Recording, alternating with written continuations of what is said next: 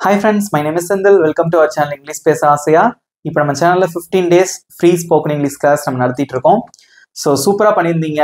day 1 and day 2 வந்து நம்ம complete பண்ணியிருக்கோம். ஸோ எல்லாரும் வந்து சூப்பரா ஆன்சர் பண்ணியிருந்தீங்க. குட். ஸோ உங்களுக்கு வந்து ரொம்ப யூஸ்ஃபுல்லா இருந்திருக்கும் அப்படின்னு நான் நினைக்கிறேன். ஸோ கண்டிப்பா இந்த மாதிரி 15 days கிளாஸ் நடக்குது அப்படிங்கிறது உங்க ஃப்ரெண்ட்ஸுக்கும் ஷேர் பண்ணுங்க, அவங்களுக்கு ரொம்பவே யூஸ்ஃபுல்லா இருக்கும். ஸோ இன்னைக்கு வந்து பாத்தீங்கன்னா day 3. இன்னைக்கு நம்ம என்ன பார்க்க போறோம்னா simple past tense.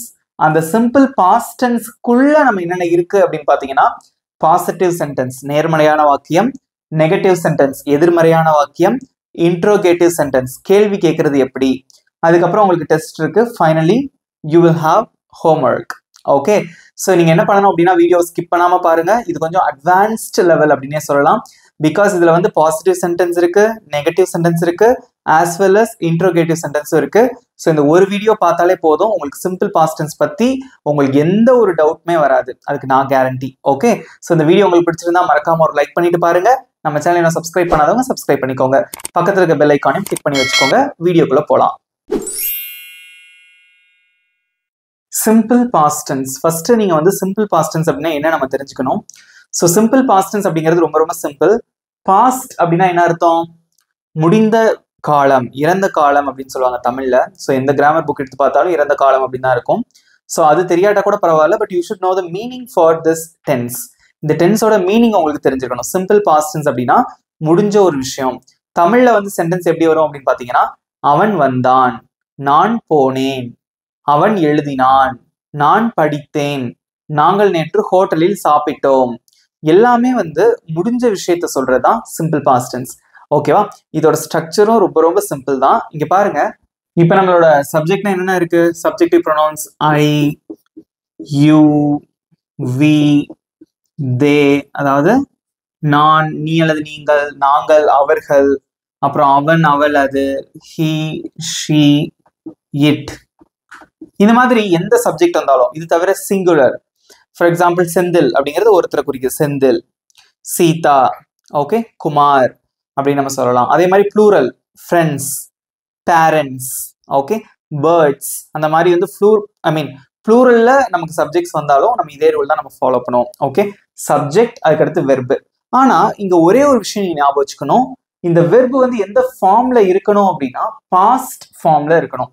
Past form அப்படின்னா என்ன அர்த்தம்? ஃபார் எக்ஸாம்பிள், இப்போ நம்மளோட வெர்பு வந்து ஈட் அப்படின்னு இருக்குன்னு வச்சுக்கோங்களேன். ஈட்னா சாப்பிட்றது. இதோட பாஸ்ட் ஃபார்ம் என்ன? ஏட். ஓகே, இந்த மாதிரி பாஸ்ட் ஃபார்ம் தான் நம்ம பயன்படுத்தணும். ஒன் மோர் எக்ஸாம்பிள், பிளே அப்படின்னு இருக்கு. இதோட பாஸ்ட் ஃபார்ம் என்ன? பிளேட். ஸோ இந்த மாதிரி பாஸ்ட் ஃபார்ம் தான் பயன்படுத்தணும். So we should not use the present form of verb. ஓகேவா? இந்த பாஸ்ட் ஃபார்ம் யூஸ் பண்ணாதான் தெரியும் இது பாஸ்ட் டென்ஸ் அப்படின்னு. இப்போ நம்ம எக்ஸாம்பிள்ஸ் பார்க்கும்போது உங்களுக்கு ரொம்ப தெளிவா புரியும். ஓகே, ஸோ ஃபர்ஸ்ட் சென்டென்ஸ் அவன் வந்தான் அப்படின்னு இருக்கு. ஸோ வாசிக்கும் போதே தெரிஞ்சிருங்க பாருங்க, வந்தான் பாஸ்ட் டென்ஸை குறிக்குது. இதுக்கு எப்படி சொல்லுவீங்க? ஃபர்ஸ்ட் இங்க சப்ஜெக்ட் யாரு? அவன். அதுக்கு இங்கிலீஷ்ல என்ன? ஹி. முதல்ல சப்ஜெக்ட் தான் வரும், ஹி போட்டாச்சு. நெக்ஸ்ட் வெர்பு என்னது? வெர்பு வந்து பாஸ்ட் ஃபார்ம்ல இருக்கணும். வந்தான் அப்படி வர்றதுக்கு என்ன இங்கிலீஷ்ல? கம். அதோட பாஸ்ட் ஃபார்ம் என்ன? கேம். Okay, he came. அவன் வந்தான். நெக்ஸ்ட், நான் விளையாடினேன். நான் விளையாடினேன், அது எப்படி சொல்லுவீங்க? நான் அப்படின்னா என்னது? ஐ. இங்க வந்து ஐ தான் சப்ஜெக்ட். நெக்ஸ்ட் வெர்பு என்னது? விளையாடுறது. அதுக்கு இங்கிலீஷ்ல என்ன? பிளே. அதோட பாஸ்ட் ஃபார்ம் என்ன? Play, played. ஓகே, இடி சேர்க்கிறோம். ஐ பிளேட், நான் விளையாடினேன். அவள் படித்தாள், அவள் படித்தாள். ஓகே, ஸோ அவள், அதுக்கு என்ன இங்கிலீஷ்ல? ஷீ. படிக்கிறதுக்கு என்ன? ஸ்டடி. அதோட பாஸ்ட் ஃபார்ம் என்ன? ஸ்டடீட். Okay, she studied. அவ்வளவுதான். ஸோ இது வந்து ரொம்ப பேசிக்கான ஒரு ஃபார்மேட். ஃபார் எக்ஸாம்பிள், அவன் வந்தான் அப்படின்னு இருக்கு, ஹி கேம். அவன் ஸ்கூலுக்கு வந்தான் அப்படின்னா அந்த ஸ்கூலுக்கு அப்படிங்கிற வார்த்தையை நம்ம சேர்க்கணும். எப்படி சொல்லுவீங்க? கமெண்ட்ல சொல்லுங்க பார்க்கலாம். அவன் ஸ்கூலுக்கு வந்தான், ஹி கேம் டு ஸ்கூல். அவன் ஸ்கூலுக்கு வந்தான். ஐ பிளேட் அப்படின்னு இருக்கு. இதே நான் கிரிக்கெட் விளையாடினேன் அப்படின்னு என்ன சொல்லுவீங்க? அந்த கிரிக்கெட்டுங்கிற வார்த்தை இதோட சேர்க்கணும், அவ்வளவுதான். ஐ பிளேட் கிரிக்கெட். அவள் படித்தாள் அப்படின்னு இருக்கு, ஷீ ஸ்டடீட். அவள் தேர்விற்காக படித்தாள். அதை எப்படி சொல்லுவீங்க? கமெண்ட்ல சொல்லுங்க. அவ எக்ஸாமுக்காக படித்தாள். she studied for her exams. அவ்வளவுதான். ஈஸியா இருக்கா? ஸோ சிம்பிள் பாஸ்ட் டென்ஸ் அப்படின்னா ஒரு முடிஞ்சு போன ஒரு விஷயத்தை பத்தி சொல்றது. இப்ப நான் உங்களுக்கு என்ன சொல்லி தர போறேன் அப்படின்னா, இதெல்லாமே வந்து பாசிட்டிவ் சென்டென்சஸ். அவன் வந்தான், நான் விளையாடினேன், அவள் படித்தாள், இதெல்லாம் நேர்மறையான வாக்கியங்கள். ஸோ எதிர்மறையான வாக்கியங்கள் எப்படி வரும் அப்படின்னு பாத்தீங்கன்னா, அவன் வந்தான் அப்படின்னு இருக்கு, அவன் வரவில்லை அப்படின்னு வரும். நான் விளையாடினேன் அப்படின்னு இருக்கு, நான் விளையாடவில்லை அப்படின்னு வரும். அவள் படித்தாள் இருக்கு, அவள் படிக்கவில்லை அப்படின்னு வரும். ஸோ இது கேள்வியா கேட்டா எப்படி வரும்? அவன் வந்தானா, நான் விளையாடினேனா, அவள் படித்தாளா அப்படிங்கிறது இன்ட்ரோகேட்டிவ் சென்டென்ஸ், கேள்வி கேட்கறது. இத நான் ஒரு சிம்பிளான டெக்னிக் யூஸ் பண்ணி மனப்பாடம் பண்ணாம எப்படி கத்துக்கிறது அப்படிங்கறத சொல்லித்தரேன். ஓகேவா? வீடியோ பிடிச்சிருந்தா லைக் பண்ணிட்டு பாருங்க. ரைட்? இப்போ நான் வந்து 3 சென்டென்சஸ் எழுதி போட்டிருக்கேன். ரொம்ப சிம்பிளான சென்டென்சஸ் தான், பார்க்கறதுக்கு ஈஸியா தான் இருக்கும். பட் நம்ம ஸ்ட்ரக்சர் தெரிஞ்சு நம்ம வந்து படிக்க போறோம். ஓகேவா? இந்த ஒரே ஒரு ஸ்ட்ரக்சர் தான், இதை வச்சாலே இந்த 3க்கு வந்து நம்ம ஆன்சர் பண்ணிடலாம் எப்படின்னு சொல்லித்தரேன். ஸோ ஃபர்ஸ்ட் வந்து நீ சாப்பிட்டாய் அப்படின்னு இருக்கு, இது வந்து பாசிட்டிவ் சென்டென்ஸ். நீ சாப்பிடவில்லை அப்படிங்கிறது நெகட்டிவ் சென்டென்ஸ். நீ சாப்பிட்டாயா அப்படிங்கிறது ஒரு இன்ட்ரோகேட்டிவ், கேள்வி வாக்கியம். ஓகேவா? ஸோ எப்பவுமே வந்து ஒரு டென்ஸ் அப்படின்னு எடுத்துக்கிட்டோம் அல்லது ஒரு சென்டென்ஸ் அப்படின்னு எடுத்துக்கிட்டோம்னா அதுக்கு இந்த 3மே இருக்கும். பாசிட்டிவா சொல்லலாம், நெகட்டிவா சொல்லலாம், இல்ல கேள்வி கேட்கலாம். அந்த 3மே இருக்கதான் செய்யும். ஓகேவா? ரைட். நீ சாப்பிட்டாய், அதை எப்படி சொல்லுவீங்க? சப்ஜெக்ட் என்னதுங்க? நீ அப்படின்னு இருக்கு, அதுக்கு இங்கிலீஷ்ல யூ. சாப்பிட்றதுக்கு என்ன இங்கிலீஷ்ல? ஈட். அதோட பாசிட்டிவ் ஃபார்ம் என்ன? Ate. Okay, you ate. Next, நீ சாப்பிடவில்லை அப்படி நெகட்டிவா சொல்லணும். நல்லா தெரிஞ்சுக்கோங்க, நம்ம சிம்பிள் பிரசன்ட் டென்ஸ் படிக்கும் போதும் நீ சாப்பிடவில்லை அப்படின்னு தான் நம்ம சொல்லியிருப்போம். பாஸ்ட் டென்ஸ்க்கும் வந்து நீ சாப்பிடவில்லை அப்படின்னு தான் வருது. தமிழ்ல வந்து ரெண்டுத்துக்குமே ஒரே மாதிரி தான் வருது. காரணம் என்ன தெரியுமா? அது கேட்கிற கேள்வியை பொறுத்து நீங்க ஆன்சர் பண்ணணும். இப்போ உங்கள்கிட்ட வந்து ஒருத்தவங்க கேட்கறாங்க, என்ன கேட்கறாங்க அப்படின்னா, நீ சாப்பிடலையா அப்படின்னு கேட்கறாங்க. இப்போ பிரசன்ட்ல ஒருத்தன் ஏதோ பண்ணிட்டு இருக்கான், நீ சாப்பிடலையா அப்படின்னு கேட்கறாங்க. ஓகேவா? அப்புறம் அது பிரசன்ட்ல கேட்கறாங்க. ஸோ பிரசன்ட்ல நம்ம ஆன்சர் பண்ணணும். நீ காலையில சாப்பிடலையா, நீ நேத்து சாப்பிடலையா அப்படின்னு கேட்கறாங்க. இது வந்து முடிஞ்சு போன ஒரு விஷயத்த பத்தி கேள்வி கேட்கறாங்களா? ஸோ இதுக்கு வந்து நீங்க பாஸ்ட் யூஸ் பண்ணணும். ஓகேவா? ஸோ கேள்வி கேட்கறத பொறுத்து அந்த சிச்சுவேஷனுக்கு ஏற்ற மாதிரி நீங்க வந்து நெகட்டிவ்ல பதில் சொல்லணும். ஓகேவா? ரைட். ஸோ யூ ஏட்ன்னு இருக்கு, நீ சாப்பிடவில்லை அப்படின்னு சொல்லணும். அதை எப்படி சொல்றது அப்படின்னு பாத்தீங்கன்னா, ஆக்சிலரி வெர்ப் யூஸ் பண்ணி சொல்லணும். ஸோ சிம்பிள் பாஸ்ட் டென்ஸோட ஆக்சிலரி வெர்ப் என்னன்னா டிட் அப்படின்னு ஒரு ஆக்சிலரி வெர்ப் நம்ம யூஸ் பண்ணுவோம். ஒரே ஒரு ஆக்சிலரி வெர்ப் தான், இது யூஸ் பண்ணி தான் நம்ம வெர்பை பிரிக்கணும். ஓகே, எப்படி பிரிக்கிறது அப்படிங்கிறத பார்க்கலாம். ஃபர்ஸ்ட் இந்த ஏட் அப்படின்னு இருக்கா, இதை நான் உங்களுக்கு பிரிச்சு காட்டுறேன் பாருங்க. இந்த ஏட் அப்படிங்கிற வெர்பை பிரிக்கணும். எதுக்காக நம்ம ஆக்சிலரி வெர்ப் யூஸ் பண்ணுவோம் அப்படின்னா, நெகட்டிவ் சென்டென்ஸ் உருவாக்குறதுக்கும் கேள்வி கேட்கறதுக்கு தான் நம்ம வந்து பயன்படுத்துவோம். ஓகேவா? ரைட். ஏட் அதை பிரிச்சிங்கன்னா எப்படி பிரிக்கலாம் அப்படின்னா, இந்த டிட் வச்சு தான் பிரிக்க போறோம். ஸோ டிட் அப்படிங்கிறது ஒரு பாஸ்ட குறிக்குது. Okay, so did plus eat அப்படின்னு பிரிக்கலாம். ஸோ இந்த ஏட்ல இருக்கக்கூடிய அந்த பாஸ்ட தனியா எடுத்துறோம், டிட்னு போட்டுறோம். அப்படின்னா இங்க வந்து நீங்க பிரசன்ட் ஃபார்ம் தான் போடணும். ஒன் மோர் எக்ஸாம்பிள், குக்டு அப்படின்னு இருக்கு. ஸோ இதை பிரிச்சிங்கன்னா எப்படி பிரிப்பீங்க? கமெண்ட்ல சொல்லுங்க எல்லாரும். டிட் பிளஸ் குக் தான், ஏன்னா இதுல இருக்கிற அந்த பாஸ்ட் ஃபார்மை தனியா வெளியே எடுத்துட்டோம். அவ்வளவுதான். ஸோ இந்த ஏட் அப்படிங்கறது எப்படி பிரிக்கலாம்? டிட் பிளஸ் ஈட் அப்படின்னு பிரிக்கலாம். அதை நான் மேலே எழுதிக்கிறேன் உங்களுக்கு. Did plus eat is equal to ate. இந்த டிட்டுக்கும் ஈட்டுக்கும் நடுவுல ஒரு நாட் போட்டீங்கன்னா அதான் நெகட்டிவ் சென்டென்ஸ். பாருங்க அது எப்படி எழுதலான்னு. You did not eat. அவ்வளவுதான். You did not eat. இந்த டிட் நாட்டை சுருக்கி நம்ம எப்படி சொல்லலாம் அப்படின்னு பாத்தீங்கன்னா டிடன்ட்.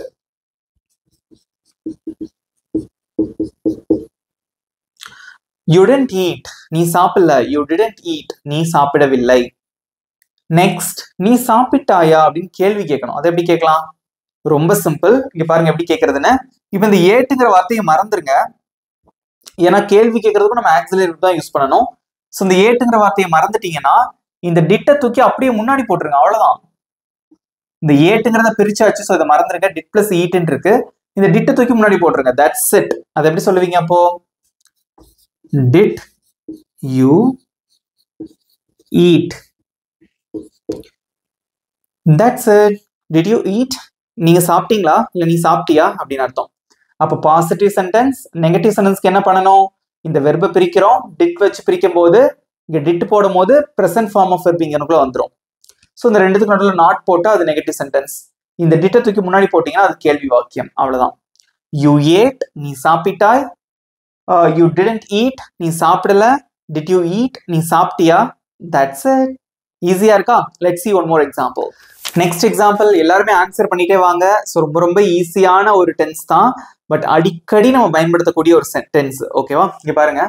அவள் உனக்கு கால் பண்ணினாள். அவள் உனக்கு கால் பண்ணினாள். அது எப்படி சொல்லுவீங்க? கமெண்ட்ல சொல்லுங்க.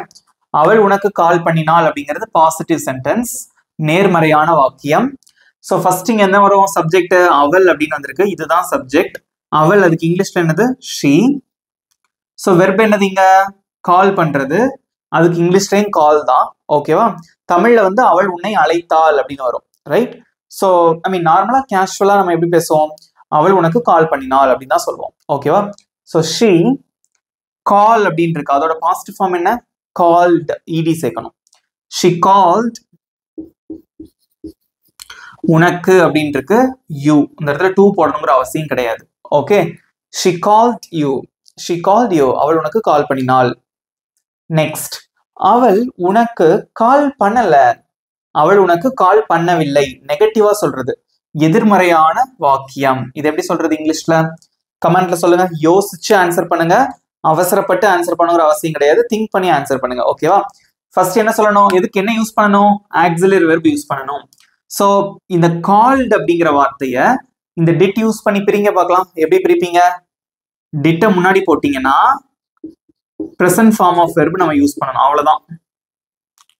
did plus call equal to called.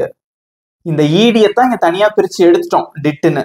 ஓகேவா? டிட் பிளஸ் கால் மறந்துடக்கூடாது. இந்த ஸ்டெப் மறந்துடவே கூடாது. நல்லா ஞாபகம் வச்சுக்கோங்க. ஓகேவா? மனப்பாடம் பண்ணாம நீங்க கத்துக்கிறதுக்கு தான் நான் உங்களுக்கு சொல்லித்தரேன்.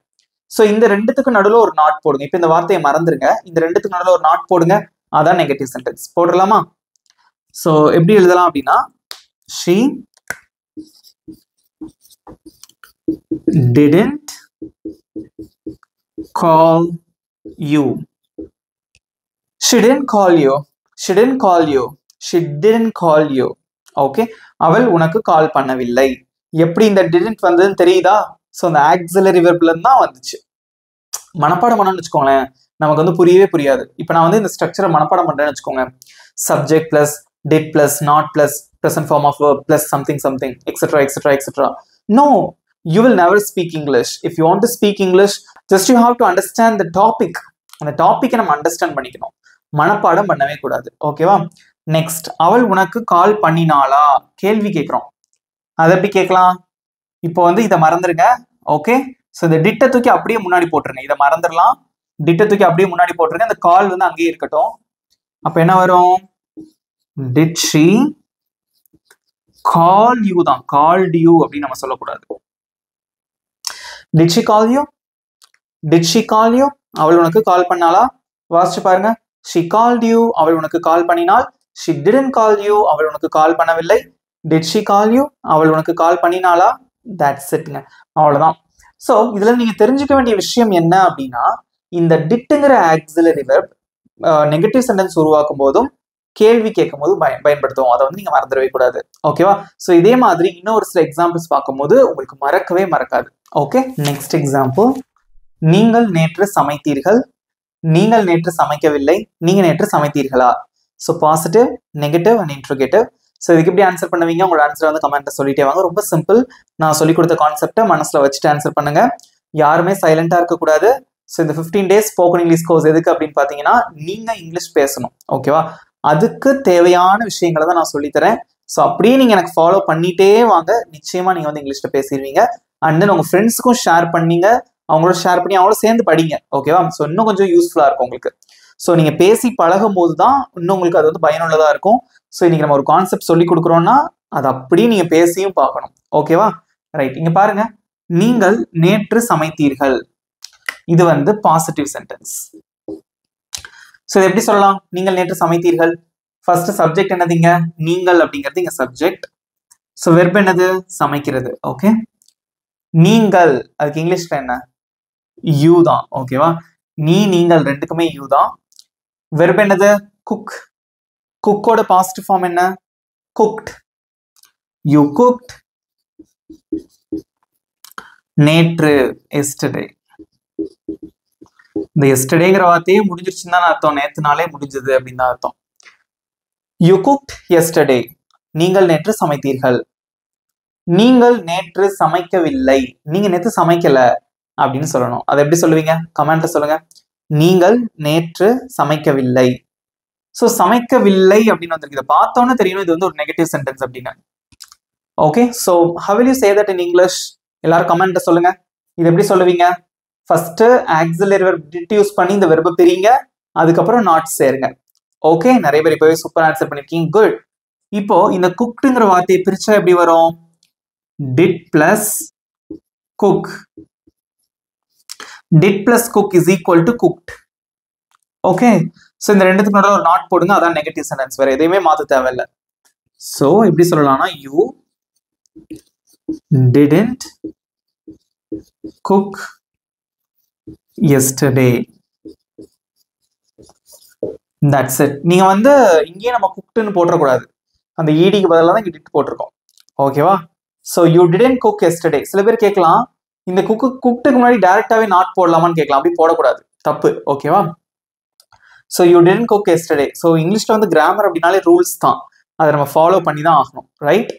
நெக்ஸ்ட், நீங்கள் நேற்று சமைத்தீர்களா? அதை எப்படி சொல்லுவீங்க? நீங்க நேற்று சமைச்சீங்களா? ரொம்ப ஈஸியான ஒரு சென்டென்ஸ். கேள்வி கேட்கறது என்ன பண்ணுவீங்க? இந்த ஆக்சிலரி வெர்பை தூக்கி அப்படியே முன்னாடி, இந்த குக்ட மறந்துருங்க, இந்த டிட்ட தூக்கி அப்படியே முன்னாடி போட்டுருங்க. அதான் கேள்வி வாக்கியம். எழுதலாமா? Did you cook yesterday? Did you cook yesterday? Did you cook yesterday? இது வந்து கேள்வி வாக்கியம். அவ்வளவுதான். So don't forget to put the question mark at the end of the sentence. Right? வாசிச்சு பாருங்க. You cooked yesterday. You didn't cook yesterday. Did you cook yesterday? That's it. So இந்த மாதிரி சென்டென்சஸ்லாம் நம்ம ப்ரொனவுன்ஸ் பண்ணும்போது நம்மளோட அந்த எக்ஸ்பிரஷன் அண்ட் தென் அந்த intonation, ஒரு வார்த்தைகளை வந்து அழுத்தம் திருத்தமா சொல்றது, எம்பசிஸ் பண்ணி சொல்றது, இது எல்லாமே ரொம்ப ரொம்ப அவசியம். பாசிட்டிவ் சென்டென்ஸ் நம்ம வாசிக்கும் போது எப்படி நம்ம வாசிக்கணும்? You cooked yesterday. நார்மலா வாசிப்போம். நீ நேற்று சமைக்கலன்னு சொல்றது எப்படி சொல்லுவோம்? You didn't cook yesterday. அந்த didn't அந்த வார்த்தையை கொஞ்சம் அழுத்தி சொல்லுவோம். நெக்ஸ்ட், கேள்வி கேட்கும் போது did you cook yesterday? Did you cook yesterday? அது கேள்வி மாதிரி கேட்கணும், வாசிக்க கூடாது. Did you cook yesterday அப்படி சொல்லக்கூடாது. Did you cook yesterday? சமைச்சிருந்தாங்கன்னா எஸ் சொல்லுவாங்க அல்லது நோ சொல்லுவாங்க. இந்த மாதிரி கொஸ்டின்ஸ் எல்லாமே வந்து yes or no type question சொல்லுவாங்க. Did you cook yesterday? So if you cooked yesterday, you can say yes, I cooked yesterday. If you didn't cook yesterday, then you have to say no, I didn't cook yesterday. நான் எது சமைக்கலன்னு சொல்லுவீங்க. That's it. Okay, so இதே மாதிரி இன்னொரு சில examples பார்க்கலாம். Next one, அவர்கள் போன வாரம் அவனை சந்தித்தார்கள். அவங்க போன வாரம் அவனை மீட் பண்ணாங்க. அவர்கள் போன வாரம் அவனை சந்திக்கவில்லை. அவங்க போன வாரம் அவனை மீட் பண்ணல. அவங்க போன வாரம் அவனை மீட் பண்ணாங்களா? இது கேள்வி வாக்கியம். ஸோ இது வந்து positive. So this one is negative and இது வந்து இன்ட்ரோகேட்டிவ், கேள்வி வாக்கியம். ஸோ இதுக்கு வந்து நம்ம ஆன்சர் பண்ண போறோம். ஸோ யாருமே அமைதியாக இருக்கக்கூடாது. So you have to right your answers in your comments. Right? Okay, so அவர்கள் போன வாரம் அவனை சந்தித்தார்கள். போன வாரம் அவனை சந்தித்தார்கள் வாசிக்கும் போதே தெரியணும் இது வந்து பாஸ்ட் டென்ஸ் அப்படின்னு. இது எப்படி சொல்லுவீங்க? ஃபர்ஸ்ட் சப்ஜெக்ட் யாருங்க? அவர்கள். இது வந்து சப்ஜெக்ட். அதுக்கு இங்கிலீஷ்ல என்னது? தே. வெர்ப் என்னதுங்க? சந்திக்கிறது. சந்திக்கிறதுக்கு என்ன இங்கிலீஷ்ல? மீட். அந்த மீட்டோட பாஸ்ட் ஃபார்ம் என்ன? மெட். ஓகே, மீட்டோட பாஸ்ட் ஃபார்ம் மெட். தே மெட். தே மெட்னா அவர்கள் சந்தித்தார்கள். அவனை. அவனைங்கிறதுக்கு என்ன இங்கிலீஷ்ல? ஹிம். தே மெட் ஹிம். போன வாரம். அதை எப்படி சொல்லுவீங்க? Last week. Last week. வாசிச்சு பாருங்க. they met him last week. they met him last week. அவங்க அவனை போன வாரம் மீட் பண்ணாங்க. நெக்ஸ்ட், அவர்கள் போன வாரம் அவனை சந்திக்கவில்லை. அவங்க போன வாரம் அவனை மீட் பண்ணல. நெகட்டிவ். அதை எப்படி சொல்லலாம்? ஸோ வெர்பை பிரிக்கணும். இந்த மெட் அப்படிங்கிறத பிரிச்சா எப்படி எழுதுவீங்க? டிட் வச்சு பிரிங்க. ஸோ டிட் போடும்போது இதுக்கப்புறம் வரக்கூடியது ப்ரெசன்ட் ஃபார்ம் ஆயிரும். ஓகேவா? இதோட டிட்டு சேரும் போதுதான் அது பாஸ்ட் ஃபார்மா மாறும். அந்த வெர்பில இருந்து டிட்ட எடுக்க தனியா எடுக்கும் பொழுது அது வந்து ப்ரெசன்ட் ஃபார்மா மாறிடுது. இது வந்து லாஜிக். இப்படி படிச்சாதான் நமக்கு இங்கிலீஷ் வந்து மறக்காது. ஓகேவா? இது உங்களுக்கு மறக்குமா? சொல்லுங்க கமெண்ட்ல. மறக்கவே மறக்காது. இந்த மெத்தட் எப்படி இருக்கு? ஈஸியா இருக்கா? ஸோ மனப்பாடம் பண்ணி படிக்கவே கூடாது. எவ்வளவுதான் ஞாபகம் வைக்கிறது? நம்ம வந்து ஒரு லேப்டாப்ல மெமரி இவ்வளவுதான் அப்படின்னா அந்த கெப்பாசிட்டிக்கு ஏற்ற மாதிரி தான் நம்ம ஸ்டோர் பண்ண முடியும் இல்லையா? ஸோ அதே மாதிரி தான். ஸோ இந்த மாதிரி சிம்பிளான விஷயங்கள் ஞாபகம் வைக்கும் பொழுது இந்த ஸ்ட்ரக்சர் மட்டும் ஞாபகம் வச்சா போதும். அதுக்கப்புறம் டிட்டுங்கிறது ஆக்சிலரி வெர்ப்ங்கிறது ஞாபகம் வச்சா போதும். ஈஸியா நம்ம வந்து சென்டென்சஸ் மேக் பண்ணிடலாம். ஓகே, ஸோ இது எப்படி சொல்லுவீங்க? இந்த டிட்டுக்கும் மீட்டுக்கும் நடுவுல ஒரு நாட் போடுங்க, அவ்வளவுதான். They didn't meet him last week. They didn't meet him last week. They didn't meet him last week. கடைசியா பார்க்க போற சென்டென்ஸ், அவர்கள் போன வாரம் அவனை சந்தித்தார்களா? அவங்க போன வாரம் அவனை மீட் பண்ணாங்களா? இது வந்து ஒரு கேள்வி வாக்கியம். இது எப்படி கேட்பீங்க? ரொம்ப சிம்பிள். இந்த மெட்டுங்கிறத மறந்துருங்க. Did plus மீட்னு பிரிச்சாச்சு. இந்த டிட்டை தூக்கி முன்னாடி போட்டுருங்க, அவ்வளவுதான். எப்பவுமே கேள்வி கேட்கும் போது ஆக்சிலரி வெர்ப் வந்து முதல்ல வந்துடணும். ஸோ அந்த டிட் முன்னாடி வந்துட்டா என்ன வரும்? டிட் முன்னாடி வந்துருச்சு. Next, did they meet. திரும்ப இங்க மெட்டுன்னு போட்டக்கூடாது. ஓகேவா? So did they meet him last week?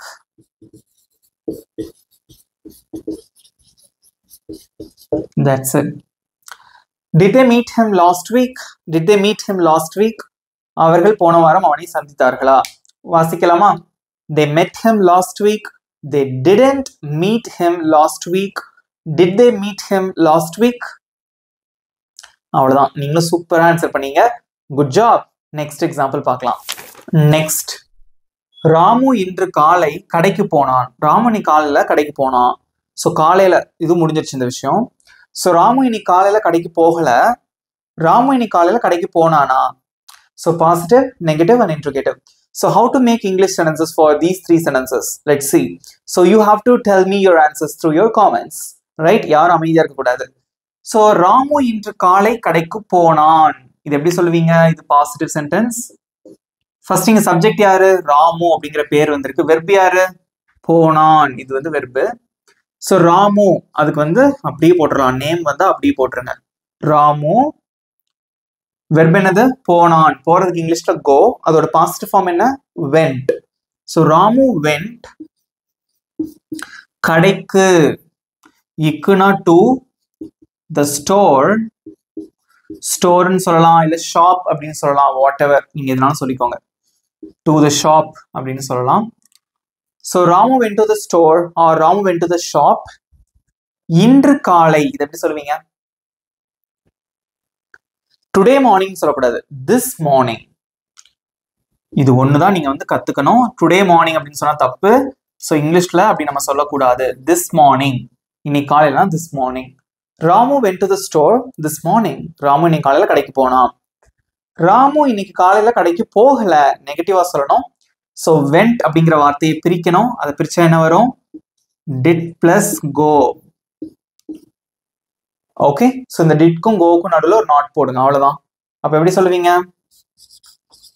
Ramu didn't go to the store this morning.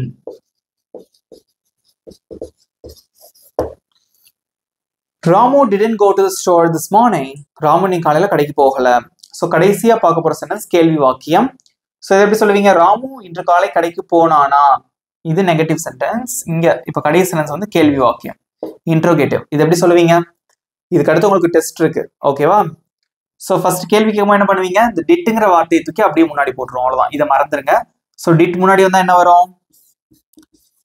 Did Ramu go to the store this morning.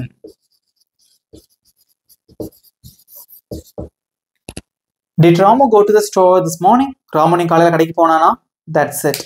So இங்க நடுவுல ஒரு சென்டென்ஸ்ல நடுவுல வந்து இந்த மாதிரி நேம் வந்தாலும் ஸோ மிடில் வந்தா கூட ஃபர்ஸ்ட் லெட்டர் வந்து கேபிட்டல் தான். ஓகேவா? So did Ramu go to the store this morning? Ramu நீ காலையில் கடைக்கு போனா. ஸோ இதை வந்து சேர்த்து ரீட் பண்ணலாம். Ramu went to the store this morning. Ramu didn't go to the store this morning. Did Ramu go to the store this morning? அவ்வளவுதான். ஈஸியா இருந்ததா? இவ்வளவுதாங்க சிம்பிள் பாஸ்ட் டென்ஸ். நீங்களும் சூப்பர் ஆன்சர் பண்ணீங்க. குட். இப்போ கடைசியா உங்களுக்கு ஒரு டெஸ்ட். இதுக்கும் நீங்க கரெக்டா ஆன்சர் பண்ணுங்க. உங்களோட மார்க்ஸ் என்ன அப்படிங்கறத மறக்காம கமெண்ட்ல சொல்லுங்க. உங்களுக்கான டெஸ்ட். நீ தேர்வு எழுதினாய், நீ தேர்வு எழுதவில்லை, நீ தேர்வு எழுதினாயா? ஸோ இது positive, negative and interrogative. So இதுக்கு வந்து எப்படி இங்கிலீஷ்ல சொல்லுவீங்க? உங்களோட ஆன்சர்ஸை கமெண்ட்ல இப்போ சொல்ல போறீங்க. உங்களுக்கு 20 seconds டைம். கடை உங்க ஆன்சர் வந்து கமெண்ட்ல சொல்லிட்டே வாங்க பார்க்கலாம். Your time starts now.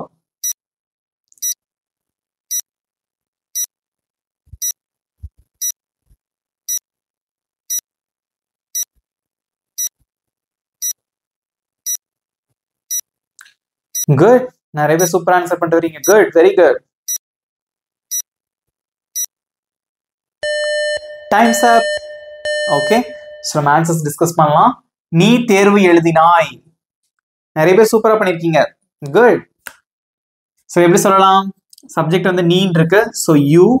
எழுதுறதுக்கு இங்கிலீஷ்ல ரைட். அதோட past form wrote. You wrote. தேர்வு. You wrote the exam. Okay. So இப்போ நான் இதுல இருந்து உங்களுக்கு ஒரு சின்ன விஷயம் உங்களுக்கு சொல்லிக்கிறேன். சில பேருக்கு வந்து சந்தேகமா இருக்கும். த எக்ஸாம்னு போடணுமா, இல்ல இந்த இ வந்திருக்கு, வவல் வந்திருக்கு, ஸோ நான் வந்து ஆன் எக்ஸாம் அப்படின்னு போடணுமா அப்படிங்கிற குழப்பம் நிறைய பேருக்கு இருந்திருக்கலாம். ஸோ வித்தியாசம் சொல்றேன் பாருங்களேன். The exam, I wrote the exam அப்படின்னா, இப்போ வந்து உங்கள்கிட்ட வந்து ஒருத்தர் வந்து கேட்குறாங்க. என்ன கேட்குறாங்கன்னா, நீ இங்கிலீஷ் எக்ஸாம் எழுதுனியா அப்படின்னு கேட்குறாங்க. Yes, I wrote the exam. ஒரு ஸ்பெசிஃபிக்கா ஒரு டெஸ்ட்டை பத்தி பேசுறதுக்கு நம்ம வந்து த சேர்க்கலாம். த எக்ஸாம் அப்படின்னு போடலாம். இப்போ காமனா வந்து உங்கள்கிட்ட ஒருத்தவங்க கேட்குறாங்கன்னு வச்சுக்கோங்களேன், நீ எக்ஸாம் எழுதுனியா அப்படின்னு கேட்குறாங்க. அப்ப நீங்க ரெண்டு விதமாவும் சொல்லலாம். த எக்ஸாமும் கரெக்ட் தான், அன் எக்ஸாம் அதுவும் கரெக்ட் தான். ரெண்டுமே கரெக்ட் தான். ரெண்டுல எது நீங்க போட்டிருந்தாலும் கரெக்ட் தான். ஓகேவா? நீ தேர்வு எழுதவில்லை. ரோட்டுங்கிறத பிரிக்கீங்க. எப்படி பிரிக்கலாம்? Did plus right. ஸோ ரெண்டுத்துக்குள்ள ஒரு நாட் போடுங்க. அவ்வளவுதான். So you didn't right the exam. You didn't write the exam. நீ தேர்வு எழுதவில்லை. You didn't write the exam. நீ தேர்வு எழுதினாயா? எப்படி சொல்லலாம்? இந்த டிட்ட தூக்கி முன்னாடி, இதை மறந்துருங்க, இந்த டிட்ட தூக்கி முன்னாடி போட்டுருங்க. அவ்வளவுதான். Did you write the exam? அவ்வளவுதான். ஸோ கொஸ்டின் மார்க் மறந்துடாதீங்க. Did you write the exam? That's it. Super answer பண்ணீங்க. உங்களுக்கு நிறைய பேர் வந்து ஃபுல் மார்க்ஸ் எடுத்திருக்கீங்க இல்லையா? Very good. ஸோ இப்போ நீங்க என்ன பண்ணணும் அப்படின்னா, இந்த சிம்பிள் பாஸ்ட் டென்ஸ் யூஸ் பண்ணி பேசியும் ப்ராக்டிஸ் பண்ணணும். That is also very important. இப்போ நான் சொல்லி கொடுத்த இந்த சிம்பிள் பாஸ்ட் டென்ஸ்ல இருந்து உங்களுக்கு ஒரு சின்ன ஹோம்ஒர்க். அவர்கள் வேலை செய்தார்கள். வேலை செய்யறதுக்கு இங்கிலீஷ்ல ஒர்க். அவர்கள் வேலை செய்தார்கள், அவர்கள் வேலை செய்யவில்லை, அவர்கள் வேலை செய்தார்களா? இந்த 3 சென்டென்சஸ்க்கும் எப்படி இங்கிலீஷ்ல சொல்லுவீங்க? உங்களோட ஆன்சர்ஸை மறக்காம கமெண்ட்ல சொல்லுங்க.